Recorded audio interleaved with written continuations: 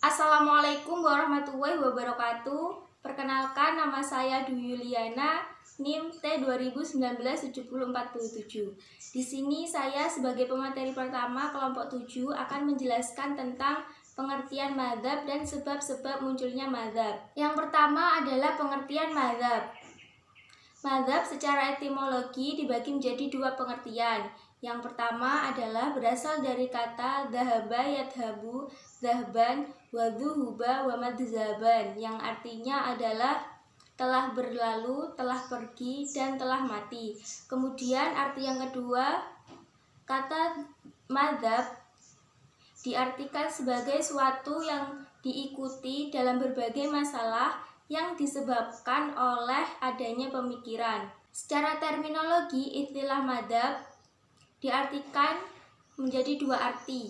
Yang pertama adalah cara berpikir atau metode berijtihad para imam atau mujtahid dalam menentukan hukum suatu kasus yang berdasarkan Al-Quran dan hadis.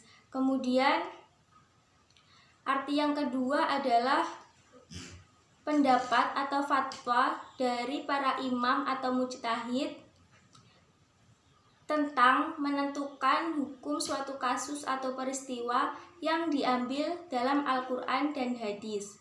Jadi itu adalah pengertian secara etimologi dan terminologi. Ada pula pengertian atau pendapat para ulama tentang madzhab. Salah satunya adalah dari Kiai Haji Zainal Abidin Dimyati yang menjelaskan dalam kitabnya bahwa madzhab adalah hukum-hukum yang digunakan dalam berbagai masalah yang diikuti, diambil, dan diyakini berasal dari imam atau mujtahid. Kemudian saya akan menjelaskan tentang sebab-sebab munculnya madzhab. Disebutkan oleh Syekh Taqiyuddin Al-Nabhani bahwa madzhab terbentuk karena adanya perbedaan atau ikhtilaf dalam masalah usul maupun furu' yang terjadi akibat adanya berbagai diskusi atau munazarat pada kalangan ulama. Terbentuknya madzhab karena adanya perbedaan dalam umat Islam, terutama dalam masalah fikih, sebenarnya sudah ada pada zaman para sahabat. Hal itu terjadi karena adanya perbedaan pemahaman di antara mereka. Kemudian adanya perbedaan nas atau sunnah yang sampai kepada mereka. Ada juga karena adanya pengetahuan yang tidak sama di antara mereka tentang masalah hadis. Kemudian adanya perbedaan pandangan terhadap dasar tentang hukum dan perbedaan tempat yang terjadi karena adanya perluasan wilayah kekuasaan Islam. Kemudian ada pendapat dari Qasim Abdul Aziz Khamis yang menjelaskan bahwa faktor-faktor terjadinya ikhtilaf di antara para sahabat di antaranya adalah perbedaan para sahabat dalam memahami ayat-ayat atau nas-nas Al-Quran. Kemudian yang kedua, adanya perbedaan tentang pemahaman riwayat karena adanya perbedaan riwayat. Kemudian yang ketiga adalah perbedaan yang disebabkan oleh adanya ra'yu. Kemudian ada faktor-faktor yang menyebabkan munculnya madzhab. Di antaranya yang pertama adalah karena meningkatnya luas wilayah kekuasaan Islam, sehingga hukum Islam menghadapi berbagai masyarakat yang memiliki tradisi yang berbeda-beda. Kemudian yang kedua, karena munculnya ulama-ulama atau madzhab yang ingin menyebarluaskan pemahamannya dengan mendirikan pusat studi tentang Islam atau tentang fikih. Kemudian yang ketiga adalah kecenderungan masyarakat Islam dalam memilih salah satu madzhab ketika menghadapi masalah. Hal ini menyebabkan pemerintahan atau khalifah pada zaman itu menegakkan hukum pada pemerintahannya. Kemudian yang keempat adalah permasalahan politik. Semisal pada pemilihan khalifah harus tahu dulu khalifah itu dari suku apa. Kemudian khalifah itu akan memberikan sahamnya untuk terbentuknya mazhab-mazhab baru. Mungkin itu saja yang bisa saya sampaikan, kurang lebihnya mohon maaf. Wassalamualaikum warahmatullahi wabarakatuh. Assalamualaikum warahmatullahi wabarakatuh. Saya Eli Auliahak, NIM T 2019-7063. Di sini saya akan menjelaskan materi mazhab yang masih eksis, mazhab yang sudah lenyap, dan faktor-faktor penyebab eksis dan lenyapnya mazhab. Oke, yang pertama yaitu mazhab yang masih eksis. Yang pertama ada mazhab Hanafi. Mazhab Hanafi ini didirikan oleh Al-Imam Abu Hanifah An-Nu'man bin Tsabit. Beliau tinggal di kota Kufah, Irak. Mazhab ini adalah mazhab fikih tertua dalam masyarakat muslim. Pada awalnya, mazhab ini dikenal oleh kaum muslimin yang tinggal di Irak, yaitu di kota kelahiran Abu Hanifah. Namun, setelah Abu Yusuf, yaitu muridnya Imam Abu Hanifah ini diangkat menjadi Hakim Agung pada masa Daulah Abbasiyah, mazhab ini menjadi populer di negeri-negeri Persia, Mesir, Syam, dan Maroko. Kemudian yang kedua ada mazhab Maliki. Mazhab Maliki ini didirikan oleh Malik bin Anas. Ia adalah pakar ilmu fikih dan hadis. Mazhab Maliki ini merupakan kebalikan dari mazhab Hanafi.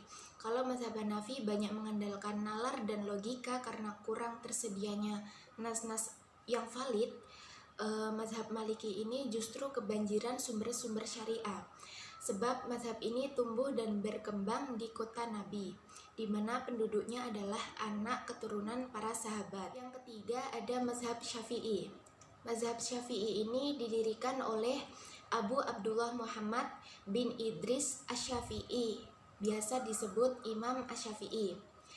Mazhab Syafi'i ini diakui sebagai mazhab fikih yang paling banyak diikuti oleh masyarakat muslim di seluruh dunia, karena diikuti mayoritas umat muslim di Asia Tenggara seperti Indonesia, Malaysia, Filipina, Singapura, Thailand, India bagian selatan, dan mayoritas negara Syam seperti Syria, Yordania, Lebanon, Palestina. Sebagian besar penduduk Kurdistan, kaum Sunni, dan Iran. Kemudian mayoritas penduduk Mesir dan masih banyak yang lainnya. Yang keempat yaitu mazhab Hambali. Mazhab ini didirikan oleh Abu Abdillah Ahmad bin Muhammad bin Hambal. Mazhab Hambali ini termasuk mazhab yang paling kecil jumlah pengikutnya, karena tersebarnya mazhab ini berjalan setelah mazhab-mazhab lain itu sudah tersosialisasi dan sudah mengakar di tengah masyarakat. Mazhab ini diikuti oleh mayoritas penduduk Najd, sebagian kecil penduduk Syam, dan Mesir. Kita memasuki mazhab yang sudah lenyap. Yang pertama yaitu mazhab Al-Auza'i. Mazhab ini didirikan oleh Abdurrahman bin Amr bin Yahya Al-Auza'i. Mazhab ini bertahan hampir 2 abad dan pernah menjadi rujukan dan pedoman muslim Spanyol di Andalusi selama hampir 60 tahun, sebelum akhirnya mazhab ini terdesak oleh mazhab Maliki. Kemudian yang kedua yaitu mazhab As-Sauri. Mazhab ini didirikan oleh Sufyan bin Sa'id bin Masruq bin Rafi. Beliau diakui oleh para ulama sebagai seorang mujtahid mutlak. Hanya saja beliau ini tidak mendapat pengikut yang banyak dan mazhabnya kemudian lenyap. Yang ketiga ada mazhab Al-Laits. Pendirinya adalah Abdul Harits Al-Laits Ibnu Sa'ad Al-Fahmi. Pengikut Imam Laits ini tidak memiliki dedikasi dan visi dalam mengembangkan mazhabnya, sehingga mazhab ini lenyap tergerus zaman. Yang keempat ada mazhab Az-Zahiri. Pendiri mazhab ini ialah Abu Sulaiman Daud Ibnu Ali Al-Asfahani, yang kemudian dikenal dengan nama Daud Az-Zahiri. Oke, sekarang kita masuk ke faktor penyebab eksis dan lenyapnya suatu mazhab. Yang pertama, faktor penyebab eksisnya mazhab. Yang pertama yaitu para murid dan pengikut yang turut menyebarkan pemikiran-pemikiran mazhab tersebut. Kemudian, karya-karya peninggalan mazhab yang masih bisa diakses dan dipelajari oleh generasi berikutnya. Kemudian yang ketiga, pengaruh dan campur tangan penguasa dalam menentukan kebijakan dan aturan hukum suatu negeri. Kemudian sekarang faktor penyebab lenyapnya suatu mazhab. Yang pertama yakni adanya pengaruh dari kebijakan penguasa. Kemudian tidak adanya karya-karya peninggalan mazhab yang memadai. Yang ketiga yaitu faktor para murid dan para pengikut. Sekian penjelasan dari saya, kurang lebihnya mohon maaf. Wassalamualaikum warahmatullahi wabarakatuh.